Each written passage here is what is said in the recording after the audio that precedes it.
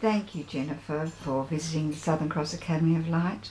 We'd really love to hear all about Min, how you met him and how he's changed your life. So thank you very much. Thank you, Rosemary, for asking us down to Sydney. We really appreciate it.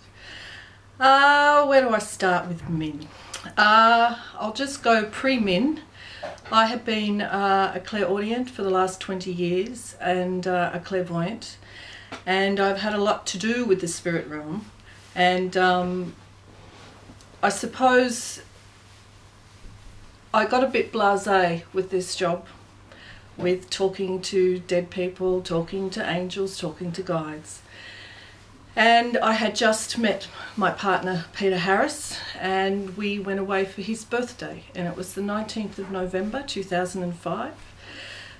Peter was still in bed asleep, and I got up about 8 in the morning to sit out in the beautiful Numinbah Valley in Springbrook in Queensland to have a coffee. And I'm sitting there sort of half asleep, half awake, hearing the birds, looking out on beautiful pristine rainforest.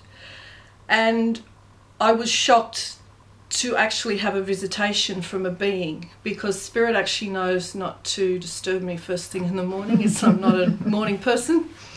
And he was standing in front of me, as clear as I'm looking at you, a man in a long black robe, a long plaited beard right down to the front, going below his waist, and long black hair. And I sort of looked, I was just stunned.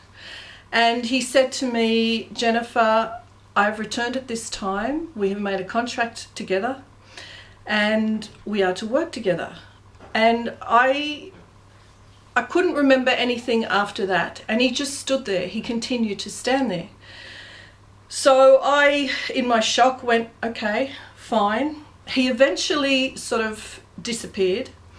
And I went into Peter and I said, I've just had the most amazing experience. Later that day, he came back, and Peter wasn't feeling well, and he started to show me healing techniques, and I thought, wow, which actually really worked. Then he disappeared again for quite a few months, and I sort of forgot about him. Then in January 2006, it was actually New Year's Day. Again, we were actually on top of Springbrook Mountain, Peter and myself. We'd spent New Year's Eve up there. I'm sitting on the lounge, 6 o'clock in the evening. There was a storm outside and Min reappeared. Wow. So he said to me, may I channel through you? Now, I had been doing on and off trance channeling. I was taught by a woman called Mary Comber about 10 years previously. And I was dabbling in some channeling, but not a lot. So that evening, Min came in and spoke to Peter for probably half an hour. About, from memory, because we weren't prepared for this, from memory to do with the history of the earth, the power of the elements, and ever since we've both dedicated our lives to his teachings, he has changed people's lives and ours in ways I could not imagine. He's been my greatest teacher, he's been my hardest taskmaster. But what he also did was, from that moment in 2005, the last 5 years has been such an amazing journey. And the people he is assisting, with me being his physical vehicle, is something I could never imagine.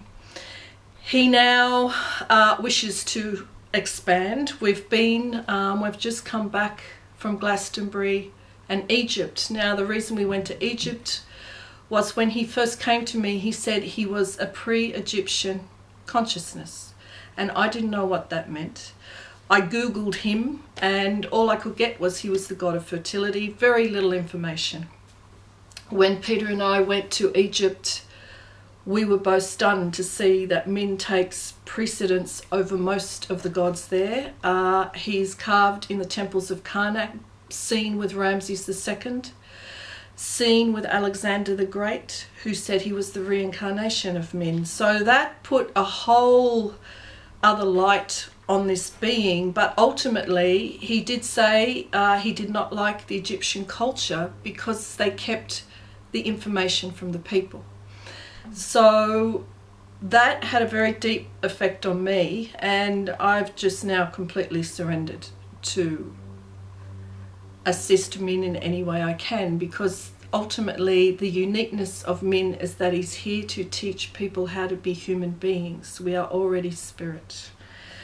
So, yes, the journey continues. The journey continues. Thank you so much, Jennifer.